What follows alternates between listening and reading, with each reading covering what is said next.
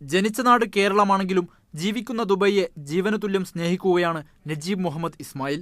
അങ്ങനെയായിരുന്നു വേൾഡ് എക്സ്പോയ്ക്ക് വേണ്ടി ദുബായ് പേര് രജിസ്റ്റർ ചെയ്തതു മുതൽ പൊതുജന പിന്തുണ ദുബൈക്ക് നേടിക്കൊടുക്കാൻ സ്വന്തം നിലക്ക് തന്നെ ക്യാമ്പയിൻ ആരംഭിച്ചത്. ഫേസ്ബുക്കിലൂടെയും റേഡിയോയിലൂടെയും കൂടാതെ യാത്രയിലും മറ്റും ഇതു സംബന്ധിച്ച സജീവ ക്യാമ്പയിനിൽ തന്നെയാണ് ഇദ്ദേഹം.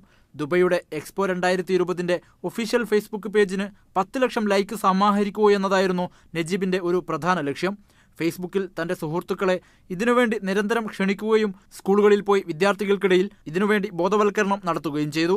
ഈ എക്സ്പോ എന്നുള്ളതിനെപ്പറ്റി എനിക്ക് മുമ്പ് അറിയാം. സ്കൂളിൽ പഠിക്കുന്ന കാലത്ത് ടോക്കിയോ എക്സ്പോ അങ്ങനെ ഒരു എക്സ്പോയെ പറ്റി കേട്ടിട്ടുണ്ട്. അപ്പോൾ ഇത് മനസ്സിലായി ഇതിനൊരു വളരെയധികം പ്രാധാന്യം ഉണ്ടെന്നുള്ളൊരു ഇൻറ്റ്യൂഷൻ ഉണ്ടായി. Dubai expo 2020 official fan page start ചെയ്യുന്നത്.